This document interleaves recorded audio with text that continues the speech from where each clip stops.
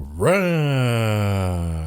Today's Monday, September 22nd, and this is a recap for the stock market activities today. And folks, I got a good one for you tonight. And we're back, like Jimmy Kimmel. How stupid is Trump in this situation, by the way? You made Jimmy Kimmel a free speech icon. The same Jimmy Kimmel who was celebrating and calling for people to be fired back in the pandemic for not taking the job. Yeah, the same Jimmy. Now he's a free speech icon. And oh, by the way, low ratings, Jimmy. Rumor has it that tomorrow's show is going to be his highest rating show since Matt Damon was banging Sarah Silverman.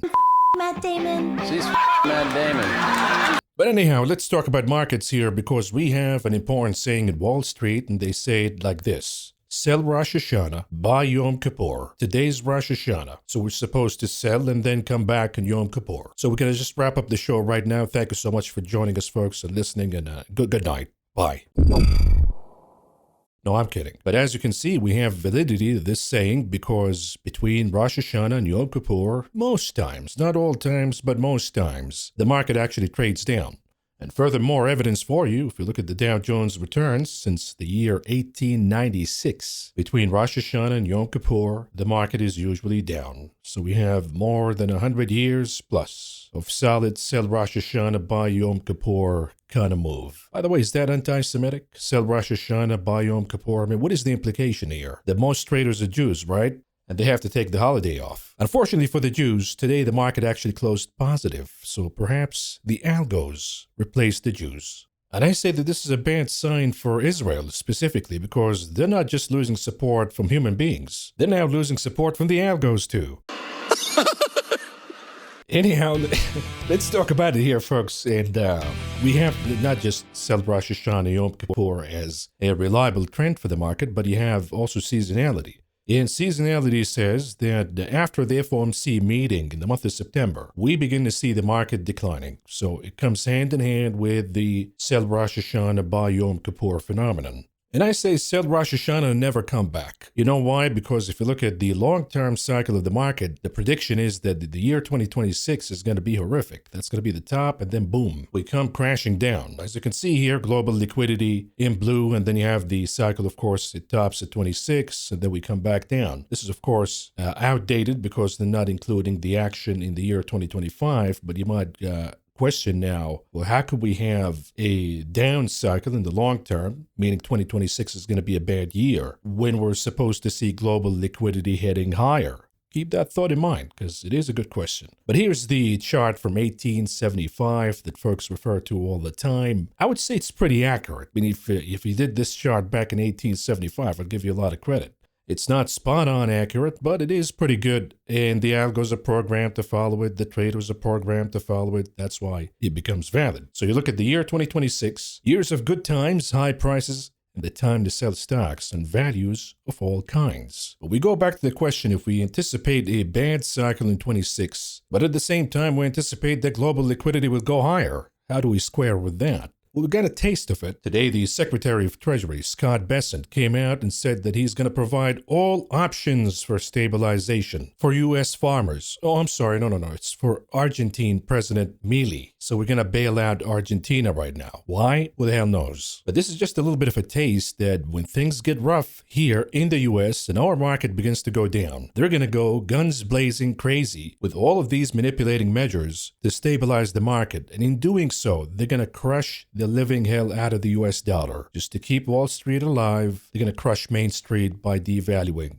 the dollar down to the toilet. And this is why we say that the next bubble is going to be in inverse dollar assets. And in this channel, we've been building positions in these assets since the second half of last year. And a lot of investors, big investors, smart investors, who are seeing what I'm seeing right here, are beginning to build these positions in inverse dollar assets. Because the other problem that we have is the debt is higher. We have all of this debt ceiling negotiation right now, government shutdown. And on top of that, you have an inflation problem. You combine both, and you see that what we warned about is happening right now. That cutting rates by the Fed is a major mistake because they think that they're going to lower rates, but what they're going to achieve is higher rates. They're going to cut rates, but rates will go higher. And here's the headline for you. The Fed cut its interest rate, but long-term rates, including those on mortgages, went higher. In other words, the Fed is wasting really valuable ammo that we're going to need desperately when things get rough. and things will get rough. But all what they're doing right now is cutting rates, which will not mitigate the problem that we have in the job market right now for reasons that we discussed in previous programs. In details, what it's going to achieve is higher inflation, and this is what the reaction in the bond market is warning you off.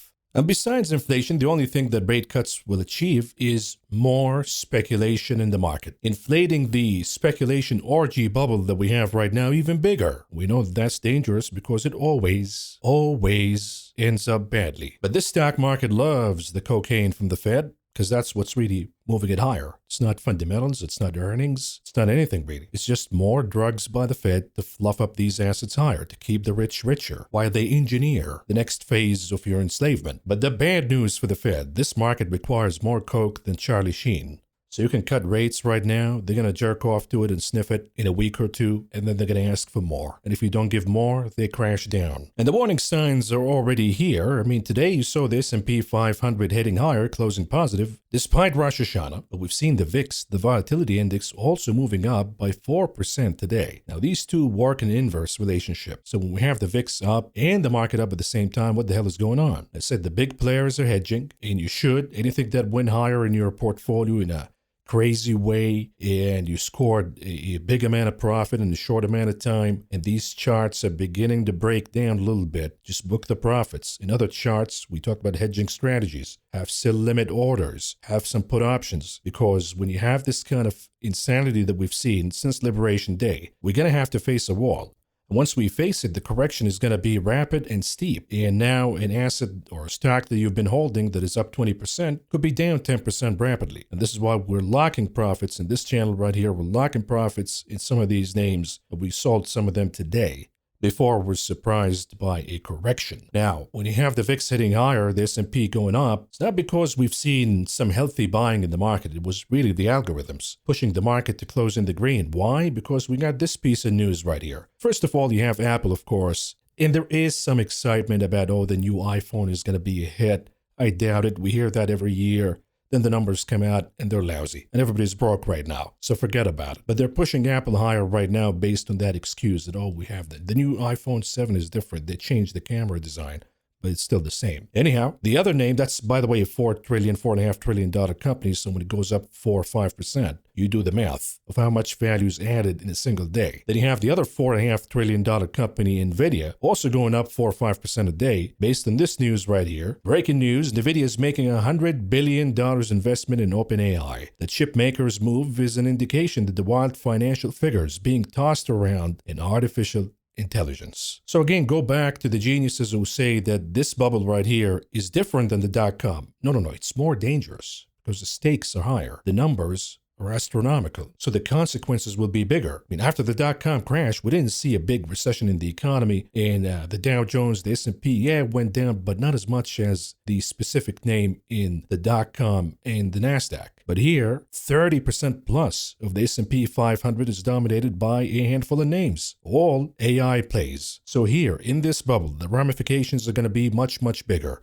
And this is, by the way, a Ponzi scheme right here. So you have OpenAI raising money from God knows who, and then they buy $100 billion worth of chips from Nvidia. And Nvidia scores that as revenue. Then Nvidia says, okay, we're going to buy $100 billion worth of OpenAI. And then OpenAI, led by Snake Sam Altman, uses $100 billion to buy servers from Oracle, and Oracle scores that as revenue. And then Oracle spends $100 billion to buy NVIDIA chips, and NVIDIA scores that as revenue. But it's the same amount of money being looped around and laundered around, but they count that as revenue, even though it's not. It's the same amount of money just being moved around from company to company to company. Don't forget about CoreWeave in that mix too. So again, this is a dangerous bubble with a lot of speculation, a lot of fake numbers, a lot of manipulation, and the consequence will be bigger. I think this is going to be the last bubble that we're going to see in our lifetimes, outside of the inverse dollar bubble that's going to come after, the forever stagflation phenomenon. But this is going to be the last bubble that you're going to see in technology or markets for that matter. Anyhow, folks, let's segue to the market information since this is a market coverage. We're going to talk about macro, perhaps. If we can't do it tomorrow, we'll do it Wednesday. We'll do an In Focus segment for you guys. But before we segue here, a reminder, if you happen to be a member in the channel, I produced a video this morning, Options 101/Options Tracker.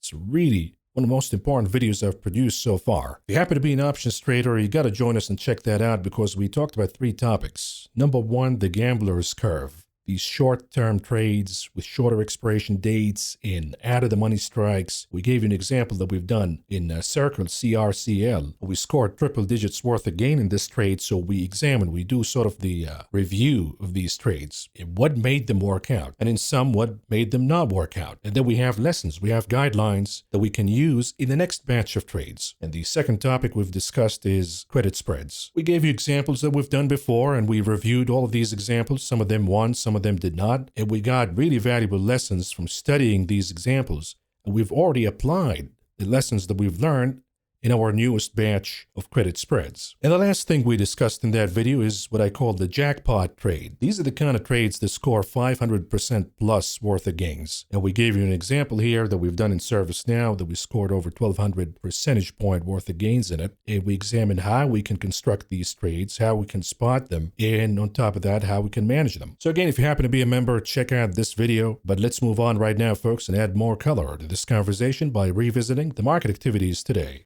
We begin with the closing of the indices, and here we go. The diamonds, your value/dividend indicator, was flattish. It was positive, just a touch, about 66.27 points. It shows you that there is no excitement in the market, really, at least in the regular stocks, value stocks, dividend stocks. But technology, led by Nvidia and Apple, did pretty good. These two names alone managed to push the Nasdaq and the S&P 500 positive for the day. The Nasdaq was up by 0.7%. The SPDR was up by about 0.44%. On the speculative side, your interest rate indicator, the Russell 2000, was positive. So the Russell 2000 is betting that the rates will go down, even though rates are going higher. So there is miscommunication here. It could be trapped in the Russell 2000. The folks are chasing just for the sake of chasing or FOMOing. But at the end of the day, if yields continue to go higher, at least in the short end of the yield curve, so you got to watch the 2-year. If that continues to go higher, it's going to be a trap in the Russell 2000. But today, it managed to close positive by 0.58%. Looking at the sectors, technology at number 1, of course, that's Nvidia and Apple's weight. Then you have number 2, utilities, but mostly the data center plays in utilities, not the classic names. At number 3, basic materials. That's led, of course, by the massive surge that we've seen today in gold and gold miners. That's another warning sign, by the way. You have the VIX up along with the market, and then you have gold outperforming them both. And if we have this kind of rush to safety in gold, yet we see speculation in the options market, and we see speculation in the Russell 2000, for example, what does that say? It says that we have a divergence in sentiment between the professional traders and the retail traders. The professionals are buying gold. The professionals are hedging right now. The retail traders are FOMOing. They're buying the shittiest quality names and chasing really short-dated call options. We'll show you that in a second. But the losers for the day, of course, as yields rebound higher, not so good for dividend-paying defensives. In comm services, of course, Meta got exposed with the stupid glasses. It's all bullshit. You're just going to waste a lot of money. So I think Meta might have topped, to be honest with you. So that's dragging down communication services. Then you have cyclicals also pulling back because Tesla appears to be toppy. It tried to rally again today, but then it pulled back. And that's considered a big weight in cyclicals. Now, when we look at the breadth, the market maker won again because they managed to close the tape at about the 50-50 mark. So the NYSE 50% advancing. That's the volume, of course. 48% of that volume is declining. In the Nasdaq, 55% advancing, 43% declining. Meaning, if you bought calls on Friday with the expiration date today, if you bought puts on Friday with the expiration date today, you lost. And the market maker collected all of that premium. When we look at the heat map again, there is a little bit of excitement here that is concentrated in the what I call the Ponzi scheme corner. And that is Nvidia, Taiwan, the Oracle, of course, the money laundering, CoreWeave. And now we see even the equipment makers like AMAT, ASML, and Lam also being excited here. But the problem is, all of these are just false promises. They're just projections. There's nothing really tangible. There is no real money. OpenAI doesn't have the cash, which makes this piece of the rally in these names extremely dangerous. Outside of these names, in big cap technology names, you see, for example, Apple. We talked about that. That's the excitement of the iPhone. But Microsoft pulling back, Amazon pulling back along with Google and Meta. That tells me right away that the portfolio managers are hedging. They're booking some profits and they're buying some puts on these big names that they own in the portfolio. It's dragging them down. It's causing the indices to go down, but you have two heavyweights, Apple and Nvidia, up 4% plus apiece, and that led the indices to move higher. Now, with the rebound in interest rates today, we see that the banks are not doing so hot. So JP Morgan's down, the regional banks are down, names that are sensitive to interest rates like Blackstone down in financials. And likewise, we see that the dividend-paying names in pharmaceuticals like J&J, Merck, all of them kind of retreating today. You see that even in oil, the dividend-paying names like ExxonMobil lagging. And if you look at the defensives, Procter & Gamble, that's a classic dividend-paying name. All of these are lagging because interest rates are rebounding higher. At the same time, the dollar went down today, so you see that impact in metals. You see gold miners blasting higher. You see a lot of the materials, be it the agricultural side or chemicals, all moving higher. Those are really sensitive to the dollar. You see the impact in the dollar also in some of the industrials, the multinational companies. An example would be Caterpillar. That's positive for the day. A lot of overseas exposure. When the dollar pulls back, that's pretty good for Cat. Then you look at the cyclicals, of course, interest rates going higher, not pretty good for the home builders. So DR Horton, Lennar are crashing down big. The rally that we've seen prior to the Fed rate decision was a fake rally, to be honest with you.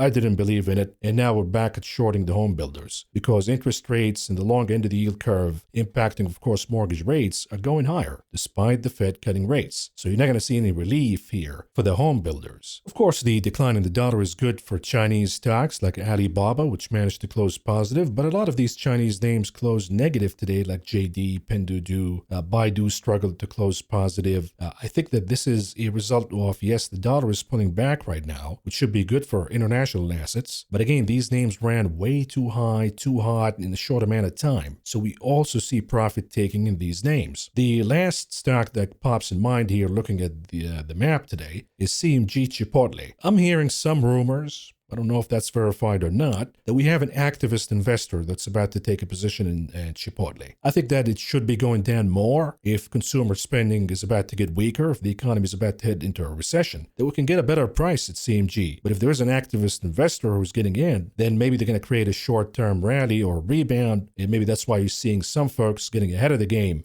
and buying Chipotle shares.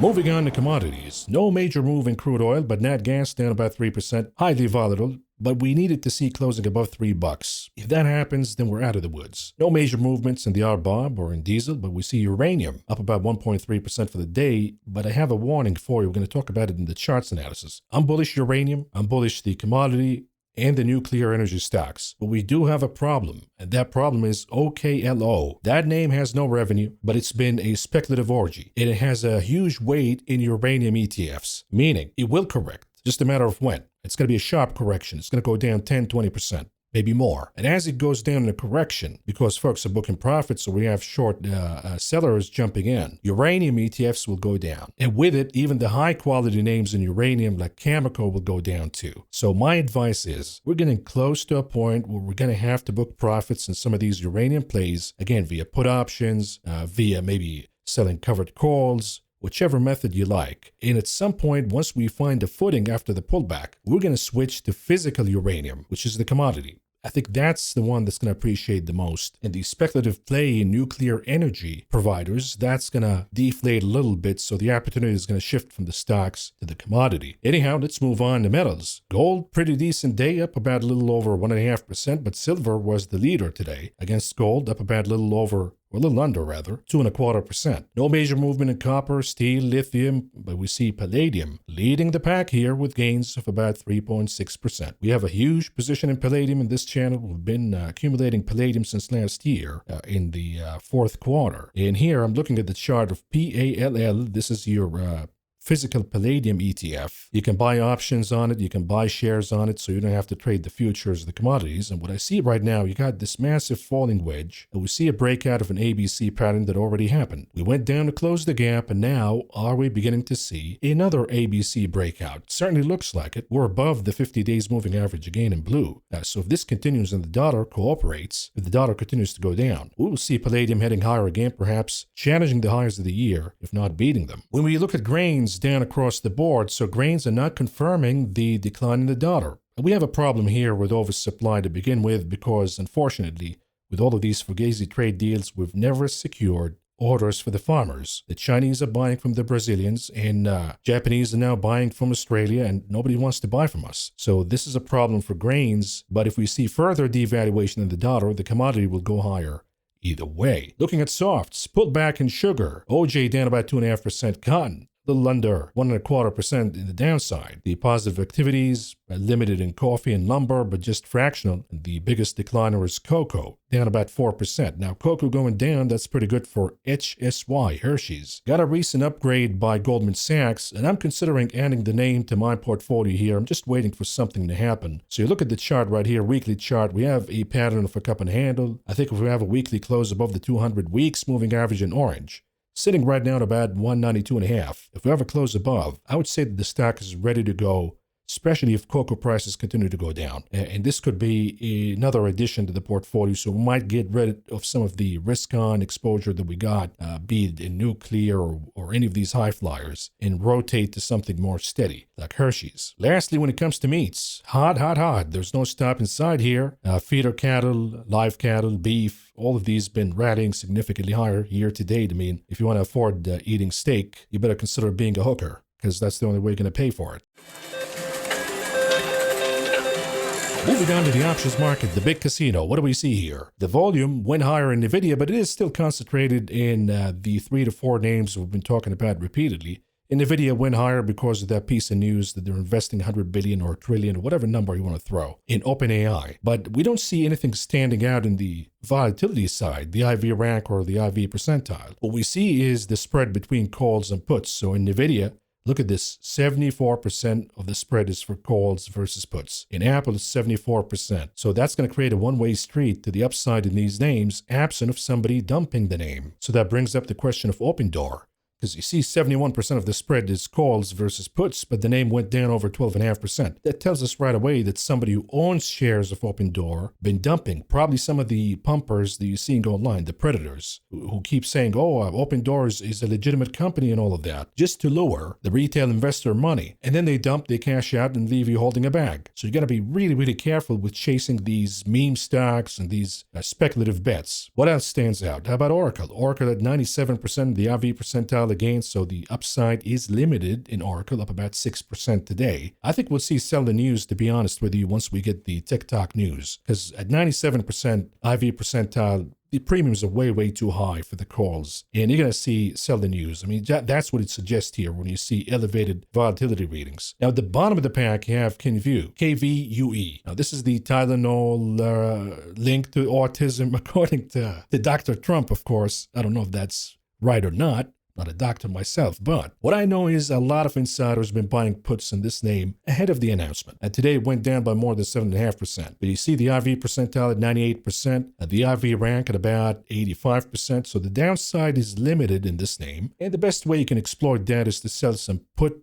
credit spreads, or you sell some naked puts if you want to buy the name. You can do reverse put calendar spreads on it. There are many methods to exploit this, and we might do that in my Discord tomorrow. But now let's study the gamma exposure all the way till the end of the week. So we're now trading at about the Satan number, right? The 666. But look at these blue bars. We still have a lot of cold gamma exposure all the way to 670. So the assumption right now is we go to 670. Absent of what? You have to take the highest blue bar, and that is a 663. If you take that out, then the market is ready to go down, because now the risk becomes on the side of the put gamma exposure in yellow. So write down the number 663. If we lose that, we close below that, then we're probably ready to go down. That's going to be your sell Rosh Hashanah confirmation. And if we do that and we close below 663, look at all of this open interest in yellow for the puts. Huge numbers, and that means that we could flush down to 660, 55, 50 under the right circumstances. Let's move on to the unusual activities that we spotted today in the options market, beginning with the bullish ones. How about GLD? This is the gold ETF. In this case, somebody's super confident that gold is heading higher without even a pullback. Right now, the name is trading at about 345. The trader sold the 315 puts, and they bought the 380 calls for the same expiration date, June 18, 2026. In other words, the trader says the GLD will not go down below 315 all the way to June 2026. We're not going to go down. Gold is just going to go higher. And if it does go down below 315, that's going to be a once-in-a-lifetime opportunity to buy, according to this trader. And they're using that sell, the credit from that sell of the put, to finance their main bet, which is betting that the GLD will move from 345 to 380 plus by the expiration date of June 18, 2026. All in all, spending about $2.25 million. The next bullish one I got for you is STX, Seagate Technology. Now, this name been running hot along with Micron and WDC and all of the memory side of chip stocks. And the reason is they're considered bullet stocks. It doesn't matter who's fighting who. Oracle is fighting Nvidia or fighting AVGO or Broadcom, doesn't matter. So long as they're ordering orders and they need memory for these chips, these names win. Micron, Seagate, WDC, doesn't matter. But are they way too hot? We're going to find that out because we have Micron's earnings in tomorrow's session. While this trader thinks that we're going to head higher in STX, they bought the 230 calls, the expiration date November 21st, 2025, spending about a little over $1.25 million. I would rather treat STX as a proxy for Micron. So if I buy puts, for example, tomorrow on Micron, betting it's going to go down, my hedge would be buying calls in STX and vice versa. If I buy calls in Micron, I'm probably going to buy puts in STX just in case the reaction turns out to be negative because they're all going to move the same way. All of these memory chip stocks will move the same way. How about we do a neutral trade here? Big one. We have the SPX short straddle. Here, in this case, they sold the 6,700 puts and calls for the expiration date of December 19, 2025, receiving a credit of about $167.5 million. Big money. What are they betting on here? You can see that the credit that they received is about 370. So all what you have to do is just add the 370 to the 6,700 calls that they bought, and you got to get a number above 7,000. The trader is saying that whatever we do all the way to the end of the year in December, the SPX is not going to trade above 7,000. And then you subtract that 370-ish in credit that they received from the 6,700 puts, and you get down to SPX almost 6,300, meaning the trader is saying if we go down in a correction all the way to the end of the year, the SPX is not going to violate 6,300. So we're going to be in a range, and that range is going to be 6,300 to 7,000. We're going to trade in between, and so long as we do that, the trader collects some of this premium at least that they received right now. How about the bearish trades? We got the triple Qs, the NASDAQ diagonal put spread. What the hell does that mean? Right now, the Qs trading at about 600. What they did is they bought the 545 puts, that's the main bet, for the expiration date of March 20, 2026. They think that the Qs will be at or below 545 by that date, but it's too expensive to buy a put that far, all the way to March 2026. So they have to sell something to finance it. They sold the 545 puts for the expiration date of Jan 16, 2026. All in all, spending about $58 million. So what they're saying here that the Qs will be at or below 545 by the expiration date of March 20, but not before or at the expiration date of Jan 16, 2026. And that's why they sold that leg to finance the main one. And here's the last bearish one that I got for you, really short dated here for PLTR Palantir. Somebody bought the 170 and the 160 puts for the expiration date of September 26, 2025, this Friday. The name right now is trading at about 180, so they're expecting a drop of about 10 to 20 bucks before the end of the week. All in all, spending about a little over $1 million.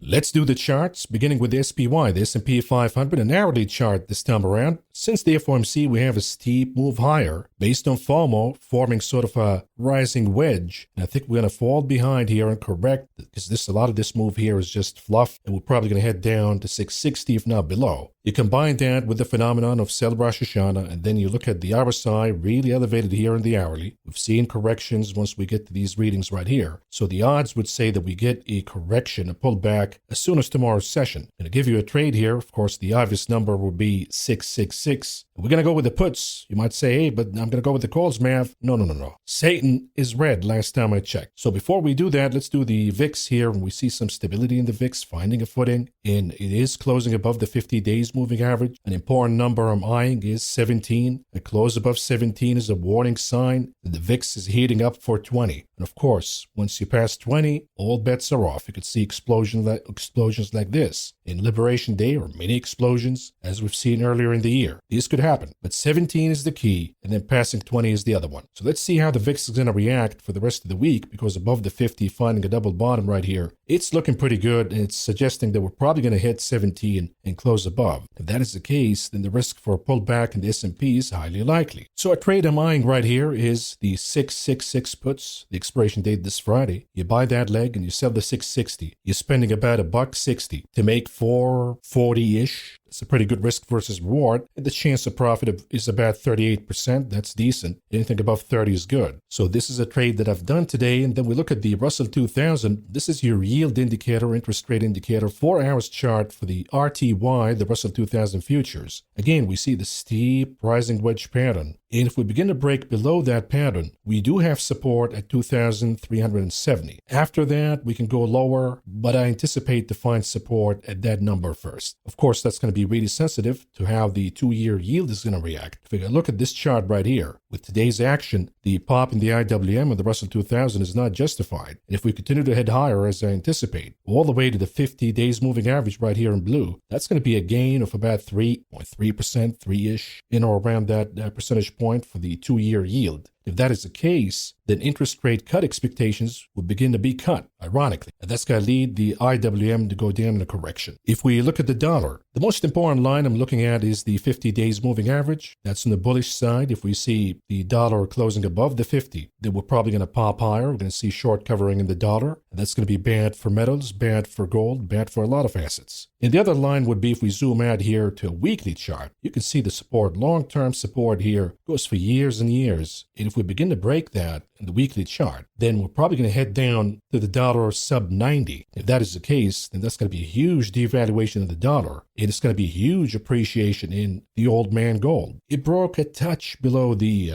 rising wedge that we've done right here, but it immediately rebounded and found some support. And now, is it way too hot? Sure, if you look at the technical indicators alone, yeah, it is hot in the RSI. But who's to say that it's not going to go higher if the dollar continues to go down? That's the key. So we do have a huge position here in GLD, which is the ETF for gold. As you can see right now, we're trading at 345, but we have the same problem that the RSI is way overbought in the daily RSI at least. So there is risk that we could see a pullback in gold, a sudden pullback because we have a sudden rebound or a sudden rally in the dollar. That's still a possibility, by the way. As we begin to hear more and more Fed zombies coming out and talking about, okay, that was the last rate cut that we've done last week. Right now, we don't see the reason for rate cuts. If they continue to talk that way, the dollar is going to rebound. You might see a pullback in GLD or GDX, any gold commodities really. So let's do this. You sell the 350 calls in GLD. The expiration date is October 10, and you buy the 340 puts. All in all, if GLD goes above 350 by the expiration date and close above, you get to sell your shares at 350. But even if that happens,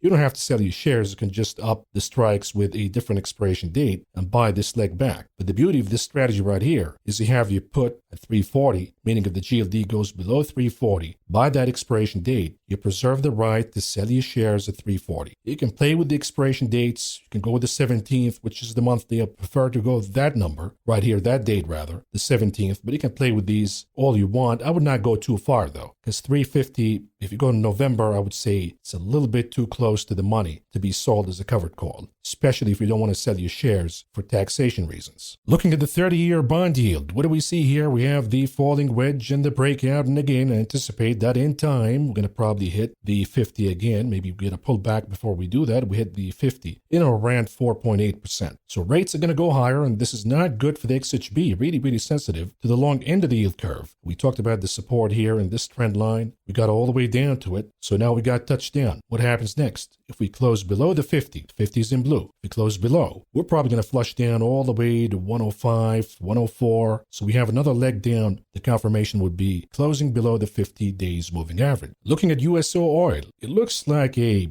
falling wedge pattern, a bull flag pattern, gigantic bull flag pattern, and we might head higher. Now, I would say the confirmation will be a close above 76.25. If we do that, then I'll be ready to double down, triple down, and buy some USO, if not some energy stocks, to anticipate a rally in the USO, where we see crude oil prices going above 80. What about Apple? What do we see here? Now, when we look at the Bollinger Bands, this is a daily chart, by the way, you can see the extension at the Bollinger Bands. And last time we've seen this, you see a stall and a pullback. And if you go back to previous examples, again, you see sort of a push here, then a stall. You see here again, where you see a pullback. So we're getting a little bit toppy here in Apple, and we have, of course, the prior resistance right around here, about 260. And at some point right now, they're all buying the rumor that iPhone sales are pretty good, but soon enough, we're going to get real numbers, and you might sell the news after that. So here in Apple, what I want to do is this. I'm going to go to October 17th, I'm going to sell the 260, because the 260 is the top right here, where we're going to find resistance. So I'm going to sell that number, and then I'm going to buy the 270 as my credit spread. And on top of that, suppose that Apple goes higher and ignores the prior resistance right around here. What is my insurance policy? Let's buy another leg of the 270 for the expiration date of the 3rd this time around. So we have multiple legs here. We have the 260 that we sold for the expiration date of the 17th. We have the 270 that we bought to form the credit spread, also for the 17th. But we added another one of the 270s with a shorter expiration date just in case Apple continues to go higher. All in all, we receive a credit for about $2, which is decent, because if we see a pullback in Apple and by the expiration date we're trading below 260, then we collect the entirety of the premium. Nvidia, what do we see here in the 2 hours chart? We got a pop today because of that open AI news. The important number will be 185. Closing above, going to initiate a rally to 200. Does it make sense? Of course not. But it's going to be based on an options market phenomenon. Folks stampeding and buying calls out of the money with shorter expiration dates and creating a gamma squeeze in the name to move higher. So it is really important that if we close above 185, you're going to see that bet for the 200. If not, if we see a pullback tomorrow, for example, then we're back on track. And once Nvidia loses 174 again, it's going to continue to go down. Right now, it has been consolidating right here, folks, in a range for a long time now. Since late July, it's been trading in this same range. Got a little bit of a break, and it's back within the range. So nothing is going on in Nvidia right here. What I can do is go this trade right here. What we're going to do is do a reverse calendar call spread. We're going to sell the 200 calls, the expiration date the 17th of October, meaning we're betting that whatever rally Nvidia has all the way to the 17th, it's going to be stopped at 200. But if it doesn't, and we have a rally between now and then that could reach 200 or could get us to 195, we're going to buy this leg right here, the 200 calls, the expiration date the 3rd, just as an insurance policy. And all in all, we get a credit of about 150. And the ideal scenario would be if Nvidia actually stalls and begins to pull back and not reach closer to 200, then we get the entirety of the premium right here. The souffle Tesla, toppy, still here, toppy at the upper Bollinger Bands, and I've seen today a rotation out of Tesla because the traders were buying Tesla calls. But once the news came out from Nvidia, they switched to Nvidia. And you can see here in the 5 minutes chart that we've seen, once the Nvidia news came out, Tesla kind of flushed. Traders booked the profit and they moved on to Nvidia. So this could be, again, a really decent topping candle. We'll see what's going to happen. But we're going to keep the strategy that we have as it is. We sold some call credit spreads for October 17th in Tesla, so the strategy stays the same. Bitcoin, what the hell happened here? Because we closed above the 50, everything was looking pretty good, and then boom, a reversal right away, and we lost the 50. My 2 cents would be that there is a whale that dumped Bitcoin and a lot of other cryptos, impacting the crypto market, of course, because all of them went down. Because the dollar went down, yields are not going up by much, so there is, and risk assets, as you've seen today in the stock market, the Russell 2000 is up, so there is no justification for Bitcoin to pull back like this, with the exception of somebody dumping with higher volume, a whale of some sort. Now, as they've done this, you see the momentum now shifting to negative. The MACD, the Vortex indicator are about to, and the hour side with negative momentum. So where can we find support? I got support number one if we flush here at 107,400. After that, of course, comes the 200 days moving average. That's going to be in or around the most important number, 104,000. Now, let's talk about OKLO, because you see the insane rally. This is a company that doesn't even provide revenue. Forget about profit, not even revenue. It's already valued at $25 billion.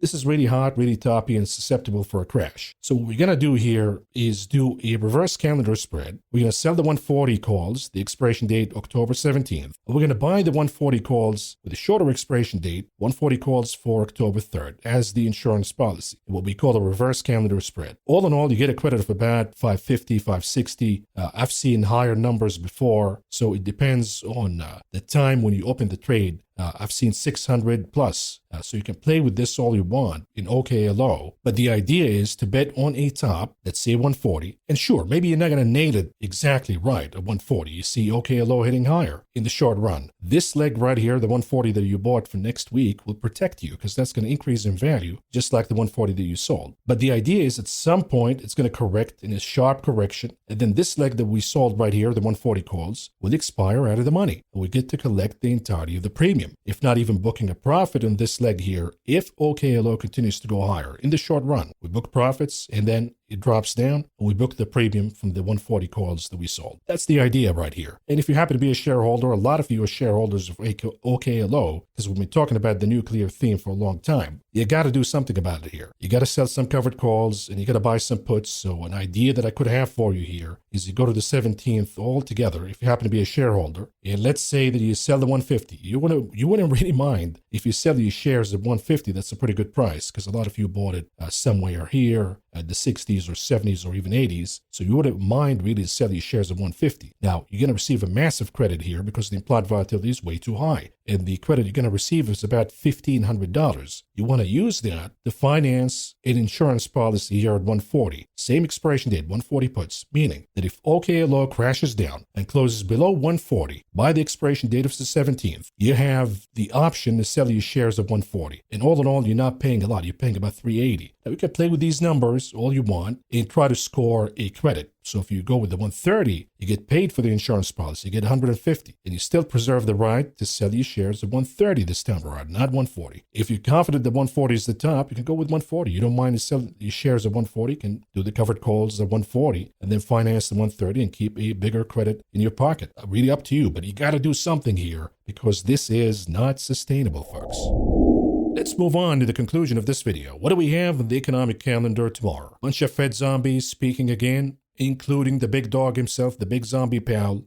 Let's see what he has to say. And of course, we have the most important pieces of data will be the flash PMI. All eyes will be at the price indices. If the prices are going higher, that's going to be problematic because we know that the services PMI specifically is a leading indicator, the CPI inflation rate. On the earnings calendar, we got Micron. That's going to be the most important name after the bell. But before we open the action, we have AutoZone. And with that, folks, let's just wrap it up right here. Thank you for joining us tonight. If you enjoyed the program, please return the favor by pressing the like button, subscribing to the channel, leaving us a nice comment in the section below, and participating in the conversation. And better yet, join us as a Maverick member to access all of the content. You can do that following the links in the description and in the comment section, either on YouTube or Patreon, whichever one that works for you. But besides that, folks, this is all I got for you for tonight. Thank you for listening. Thank you for watching. I appreciate and I love all of you. I'll be talking to you again tomorrow. Good night.